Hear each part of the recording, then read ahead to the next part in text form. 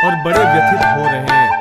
राम लक्ष्मण को देखकर कहते हैं कि रघुपति, आपको तो हर्ष की जगह ये दुख विषाद कैसा? आपको पता नहीं, आपकी हार किसी और से नहीं, आपके ही बेटों से हो रही है, और ये तो हर्ष का गर्व का विषय है। ये लव और कुश जो तुमसे युद्ध करने आए हैं, ये कोई तुम्हारे दुश्मन नहीं, बल्कि सीता से जन्मे तुम्हारे ही दोनों बेटे हैं। चक्र इन पर असर नहीं कर सका, यही इसका सबूत है, क्योंकि पूर्व में भी भरत महाराजा के द्वारा बाहुबली पर छोड़े गए चक्र रत्न की कोई असर नहीं हुई थी, और आज भी लक्ष्मण द्वारा छोड़े चक्र का यही हश्र हुआ है। और यूं कहकर उन्होंने तब सीता को जंगल में छुड़वाने के बाद का सारा वृतांत कह सुनाया। सुनकर रामचंद्र जी भी विस्मय, लज्जा, दुख और हर्ष से मिश्रित भावों के साथ मूर्छित होकर गिर पड़ते हैं, क्योंकि अपने ही पुत्रों का ऐसा पराक्रम उन्हें विस्मयकारी लगा। उनसे हुई अपनी हार उन्हें लज्जित करने वाली लगी। सीता के त्याग की बात दुखी कर गई और पुत्र मिलन से हर्ष भी हुआ। थोड़ी ही देर में स्वस्थ होकर राम लक्ष्मण दोनों ही अपने रथ से उतरकर लव और कुश की ओर जाते हैं। लव और कुश भी अपने पिता और काका को आते देख अपने अपने रथ से उतरकर उनके पैरों में गिर जाते हैं। राम उन्हें अपने सीने से लगा लेते हैं। फिर लक्ष्मण ने भी अपने दोनों भतीजों को अपने सीने से लगाकर प्यार किया, उनके कपाल पर चुंबन किया। युद्ध भूमि मानो किसी लग्न मंडप की तरह आनंद भूमि बन गई। सीता जी दूर से ही पिता पुत्र के मिलन का दृश्य देखकर हर्षित हो अपने भाई भामंडल के साथ विमान में बैठकर पुंडरीकपुर चले गए। अपने से सवाए अपने पुत्रों को देख रामचंद्र जी बड़े प्रसन्न हुए। फिर उन्हें अयोध्या में लेकर गए और पुत्र आगमन मिलन का पूरे अयोध्या में जश्न मनता है, महोत्सव किया। कुछ दिन बाद लक्ष्मण, सुग्रीव, विभीषण, हनुमान, अंगद आदि ने मिलकर राम से विनती की कि प्रभु, सीता देवी आपके वियोग में अभी भी पुंडरीकपुर में रह रही है। पूर्व में तो पति का ही वियोग था, अब तो उन्हें अपने दोनों पुत्रों का भी वियोग सहना पड़ रहा होगा। उन पर क्या बीत रही होगी, आप क्यों ना उन्हें भी यहां बुलवा लो। कुछ विचार कर रामचंद्र जी बोले, हाँ जरूर, उन्हें भी यहां लाना चाहिए, मगर जो कलंक उन पर लगा है उसका क्या? मैं तो अच्छे से समझता हूं कि सीता एक महासती है, बिल्कुल निर्मल और शुद्ध है, अतः कोई दिव्य करने में जरा भी भयजनक नहीं है। वे अयोध्या वासियों के सामने दिव्य करके अपनी शुद्धि का सबूत दे और फिर से पूर्ववत मेरे साथ उनका संसार आगे बढ़े, ऐसा मैं भी चाहता हूं। तब राम की आज्ञा से तत्क्षण सुग्रीव सीता के पास पुंडरीकपुर पहुंचे और उन्होंने सीता को अयोध्या चलने की बात की और कहा कि हे देवी, श्री राम ने आपके लिए यह पुष्पक विमान भेजा है, आप इसमें बैठकर अब अयोध्या पधारो और अपने पति एवं पुत्रों के साथ सुख से रहो। लेकिन सीता के दिल में तो गहरी चोट लगी थी, वह भरी नहीं थी। वे बोली, बिना कुछ सोचे समझे जंगल में मेरा त्याग करने वाले राम के पास अब मैं कैसे जाऊं? तुम लौट जाओ, मुझे वहां आकर और दुखी नहीं होना है। मैं तो यहाँ अपने भाई के घर ही अच्छी हूँ। सुग्रीव समझाता है कि माताजी, आप कोप शांत करो और पधारो। आप एक बार अयोध्या चलकर दिव्य करने के द्वारा अपने पर लगे कलंक को धो दो। सीता जी को यह बात गले उतरती है और वे सुग्रीव के साथ पुष्पक विमान में बैठकर अयोध्या आ जाती है। अयोध्या के बाहर महेंद्रोदय उद्यान में वह रुकी। वहां लक्ष्मण और अन्य राजाओं ने उनका स्वागत किया और विनती की कि देवी, आपके नगर और आपके ही महल में आप पधारो और सभी को खुश करो। तब सीता ने कहा कि मैं दिव्य द्वारा अपने शुद्धि का परिचय दिए बगैर तो अब अयोध्या में प्रवेश नहीं करूंगी। मुझे भी अपने पर लगा कलंक धोना है और लोकोपवाद मिटाना है। ये बात राम को पता चलते ही वे आते हैं और समग्र प्रजाजन के सामने ही सीता से कहते हैं कि देवी, रावण के घर रहकर भी तुम्हारा शील सुवर्ण की तरह शुद्ध रहा हो तो तुम दिव्य करके इन सभी के मुंह बंद करो। सीता जी ने हंसकर व्यंग किया, वह आपसे बढ़कर तो दुनिया में और कोई समझदार पुरुष नहीं होगा कि पहले दंड देकर फिर शुद्धि की बात करे। आप ये सब तो मुझे जंगल में छुड़वाने से पूर्व भी करवा सकते थे ना। रामचंद्र जी लज्जित होकर कहते हैं कि देवी, अब जो भूल हो गई उसे भूल जाओ। मैं तो समझता हूं कि तुम निर्दोष हो, मगर इन लोगों के मन को निशंक करने के लिए ऐसा कह रहा हूं। तब सीता ने 5 प्रकार के दिव्य की बात रखी कि हमारे यहाँ 5 प्रकार के दिव्य बताए गए हैं। पहला, अग्नि में प्रवेश। दूसरा, मंत्रित चावल को खाना। तीसरा, तराजू में बैठना। चौथा, गर्म शीशे का रसपान। एवं 5वां, जीभ से तलवार की धार पर रहे फल को खाने का। बोले, मैं सभी तरह के दिव्य करने को तैयार हूं, और होंगे ही ना, क्योंकि जो प्योर होते हैं वे श्योर भी होते हैं। सीता जी 100 टच के सोने की तरह शुद्ध थे, अतः उन्हें दिव्य करने में तनिक भी डर नहीं था। वे प्योर थी, अतः श्योर थी। फिर रामचंद्र जी की आज्ञा से अग्नि प्रवेश के दिव्य की तैयारी शुरू हुई। उसी विशाल मैदान में 300 हाथ लंबा और 300 ही हाथ चौड़ा तथा 2 पुरुष प्रमाण गहरा गड्ढा खुदवाकर उसे चंदन के काष्ठ से भरवाया गया और उसमें अग्नि प्रज्वलित की गई।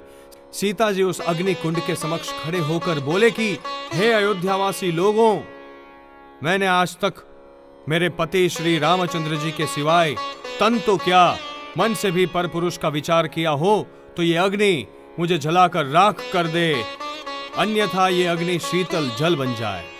और ऐसा बोलकर अरिहंत प्रभु को स्मरण कर अग्नि में कूद पड़ते हैं। जैसे ही सीता जी उस अग्नि कुंड में गिरे कि तत्क्षण चमत्कार, अग्नि कुंड शांत हो जाता है। अग्नि नदारद और सर्वत्र जल ही जल बन जाता है। उनके शीतल के प्रभाव से अग्नि भी जल बन जाती है। एक भव्य सरोवर में दिव्य कमल के ऊपर सीता जी तैरते हुए सभी को दिखाई देने लगते हैं। अब सोचिए, ऐसे क्षण में सर्वाधिक खुशी किसे हुई होगी? निश्चित ही उनके दोनों बेटे लव और कुश को होती है। वे दोनों तो अपनी माता के दिव्य प्रभाव से खुशी से फूले नहीं समाते हैं और फौरन उस जल सरोवर में कूदकर तैरते हुए अपनी मां के पास पहुंच जाते हैं। सीता भी अपने दोनों लाल को अपने उत्संग में दाएं और बाएं बैठा लेते हैं। आकाश में से देवता गण उन पर पुष्प वृष्टि करते हैं।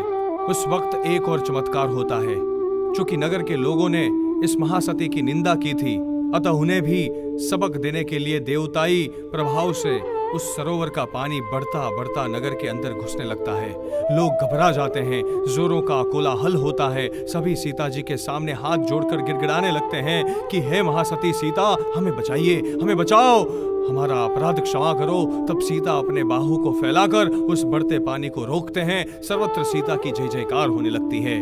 तब लक्ष्मण, शत्रुघ्न, भामंडल, सुग्रीव, विभीषण, हनुमान वगैरह सभी आकर सीता को भक्ति से नमन करते हैं। रामचंद्र जी भी सीता के पास आकर बोले, हे देवी, लोगों की बात में आकर तुम्हारा त्याग करने का मेरा भयंकर अपराध क्षमा करो। जंगली पशुओं से भरे वन में भी तुम सुरक्षित रही, यही तुम्हारा दिव्य था। ऐसे खतरनाक जगह पर भी तुम अपने शील के प्रभाव से जीवित रही थी।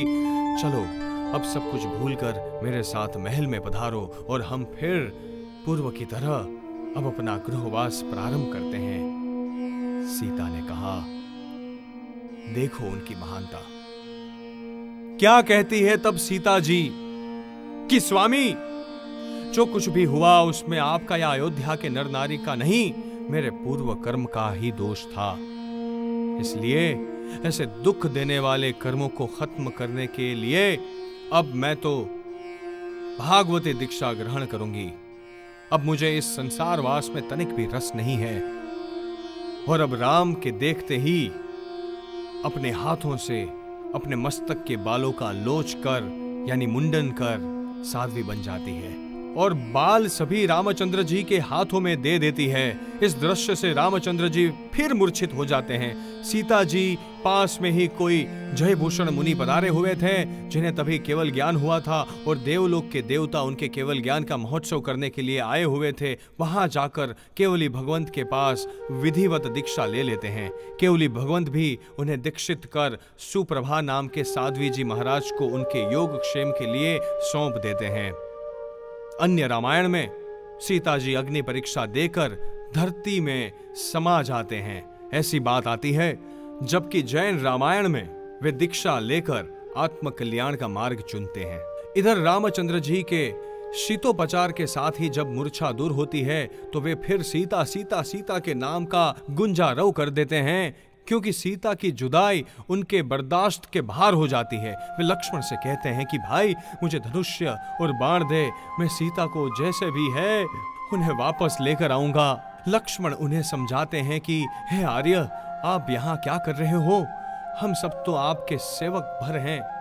जिस तरह न्यायनिष्ठ आपने दोष के भय से सीता देवी का त्याग किया था, ठीक वैसे ही स्वार्थनिष्ठ सीता जी ने संसार के भय से हम सभी का त्याग कर दिया है। और वे तो अब केवल ज्ञानी भगवान के पास जाकर दीक्षित बन अपनी आत्म साधना में लग चुके हैं।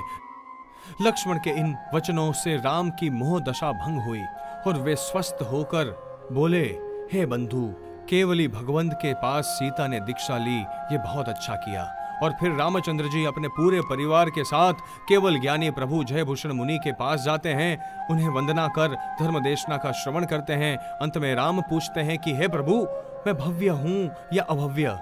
जयभूषण केवली कहते हैं कि हे भद्र, तुम भव्य हो, इतना ही नहीं इसी भव में मोक्षगामी भी हो। अभी तुम्हारा बलभद्र के रूप में पुण्य शेष है।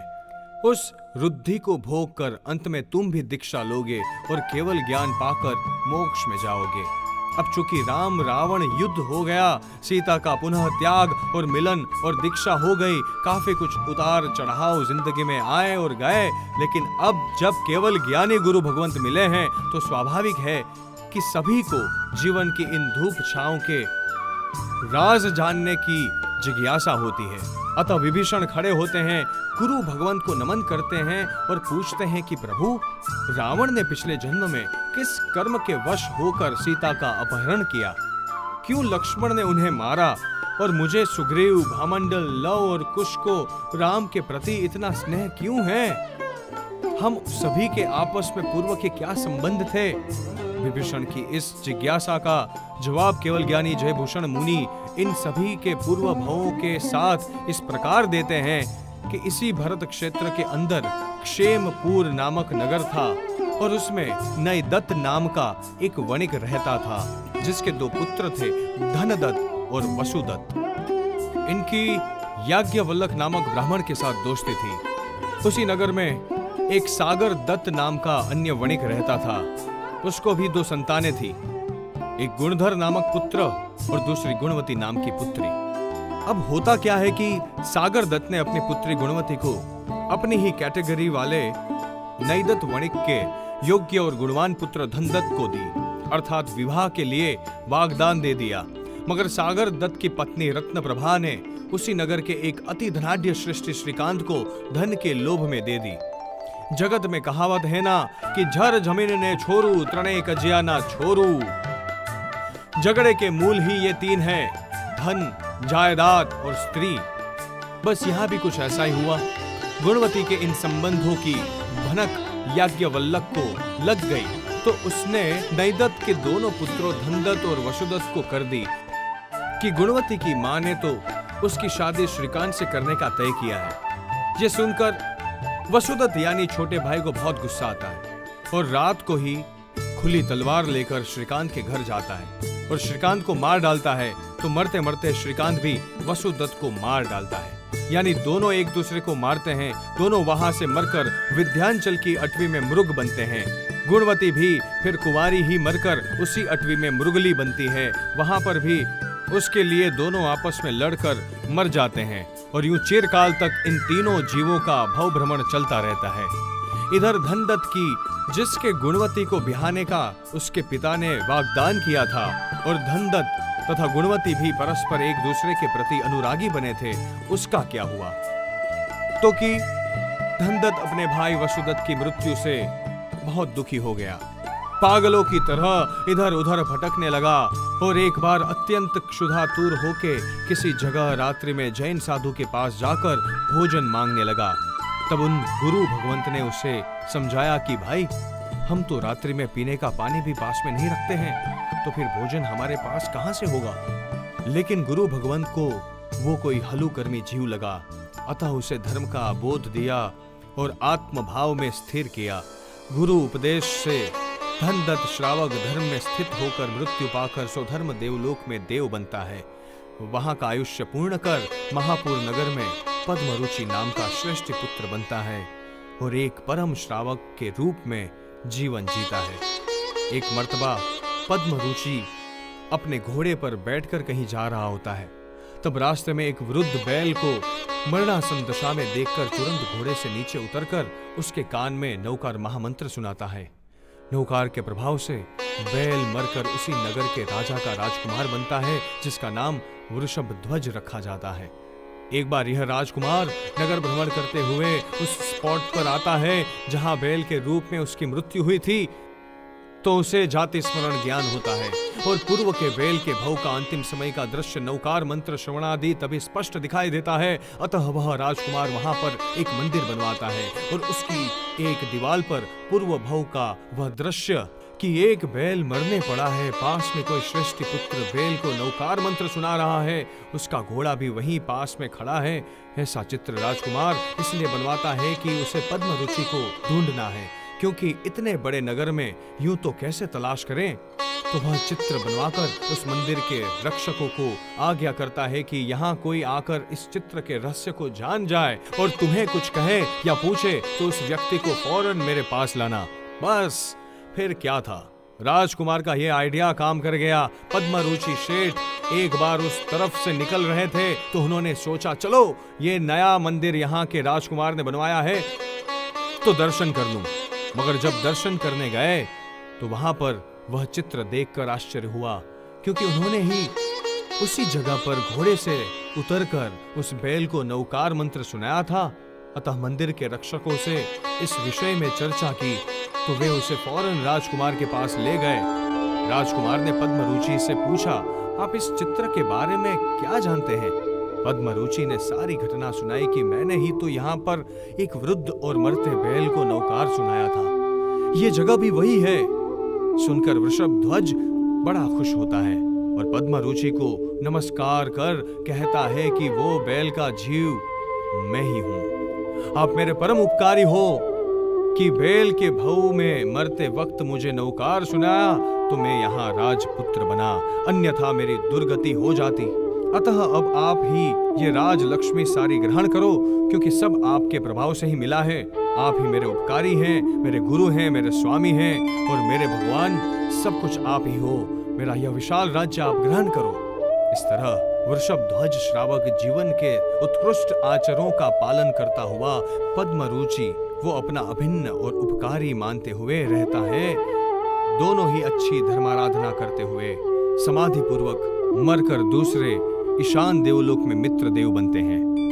पद्मरुचि यानी धनदत्त का जीव दूसरे देवलोक से च्यों कर यानी अपना आयुष्य पूर्ण कर मेरु पर्वत के पश्चिम भाग में वैताढ़्य पर्वत पर नंदावर्त नगर के राजा के यहाँ नयनानंद नामक पुत्र के रूप में जन्म लेता है।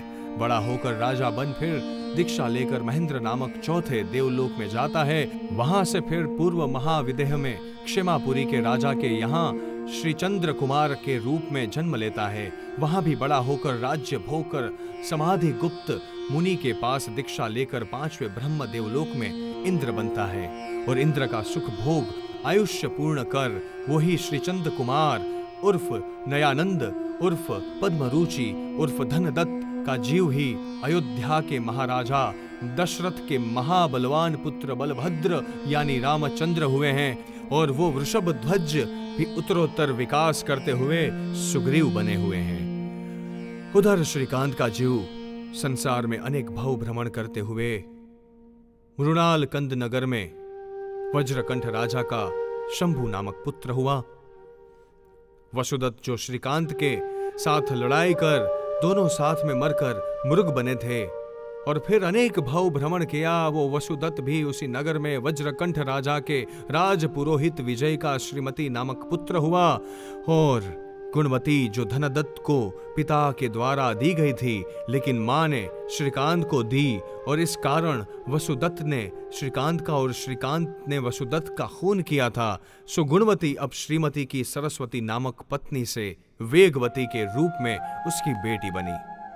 अब इस जन्म में वेगवती ने एक बार किसी सुदर्शन नामक प्रतिमाधारी साधु की मजाक उड़ाई और उन पर झूठा कलंक लगाया कि इस साधु को तो मैंने एक स्त्री के साथ मैथुन करते हुए देखा है, जबकि ऐसा हुआ नहीं था। लेकिन वेगवती ने उन मुनि पर झूठा कलंक लगाया था, जिसकी वजह से लोगों में मुनि की कदरथना हुई। अतः मुनिराज ने भी अभिग्रह किया कि जब तक मेरे ऊपर ये कलंक धुले नहीं, तब तक मैं काउत्सक ध्यान में ही रहूंगा। उनके इस अभिग्रह से शासन देवी ने रोष में आकर तत्क्षण अनेक रोगों से भर दिया, उसका मुंह भी काला कर दिया। उसके पिता श्रीभति ने भी ये देख उसे घर से निकाल दिया। अब ऐसी दशा होने पर वेगवती उन महामुनि के पास गई और अपने अपराध की क्षमा मांगी एवं लोगों के समक्ष उनकी पवित्रता के बारे में बोला, जिससे मुनिराज की लोक निंदा बंद हुई और सभी दूर उनकी प्रशंसा होने लगी। तब से वेगवती परम श्राविका बनी, धर्म पारायण बनी, तो उसके रोग भी मिट गए और वो अत्यंत स्वरूपवान बन गई। उसके रूप में पागल बन शंभु राजा ने श्रीभूति से उसकी मांग की, लेकिन श्रीभूति ने यह कहकर उस राजा की मांग ठुकरा दी कि अपनी बेटी को मैं किसी भी मिथ्या दृष्टि को नहीं दूंगा। अब चूंकि शंभु राजा तो वहां का राजा था और श्रीभूति उसका पुरोहित यानी नौकर, अतः शंभु राजा ने उसके घर में घुसकर उसको मार डाला और वेगवती के साथ बलात्कार से भोग किया। इससे कोपित होकर वेगवती ने शंभु को श्राप दिया कि अगले जन्म में मैं ही तेरा वध करने वाली बनूं। फिर शंभु राजा ने उसे छोड़ा तो हरिकांता नाम की साध्वी के पास उसने दीक्षा ली एवं तप जप साधना में रत बन काल धर्म पाकर 5वें ब्रह्म देवलोक में गई। वहां का आयुष्य पूर्ण कर इस मिथिला नगरी के जनक राजा की पुत्री सीता के रूप में जन्मी। वेगवती के भव में मुनि पर कलंक लगाया था, सो उस पर भी कलंक लगा और शंभु राजा को उसने श्राप दिया था, तो वही शंभु राजा ये रावण बनता है। ये उसकी मौत में निमित्त बनी। शंभु राजा रावण कैसे बना? श्रीकांत उर्फ शंभु राजा वहां से मरकर प्रभास नामक ब्राह्मण बना और विजयसेन नाम के मुनि के पास दीक्षा लेकर अनेक परिसहों को सहन करते हुए महाभीषण तप साधना की। उस तप दौरान एक बार किसी कनक प्रभ नाम के बहुत बड़े समृद्धिवान राजा को समित शिखर तीर्थ की यात्रा को जाते हुए देखकर नियाणा किया कि मेरे इस तप के प्रभाव से मैं भी ऐसा महान राजा बनूं। अतः काल धर्म पाकर प्रभास मुनि तीसरे सनत कुमार देवलोक में देव बने और वहां का आयुष्य पूर्ण कर हे विभीषण, वो श्रीकांत उर्फ शंभु राजा उर्फ प्रभास मुनि ये तेरा भाई रावण के रूप में जन्मा। पूर्व जन्म में भीषण तप कर नियाणा करने से पति वासुदेव की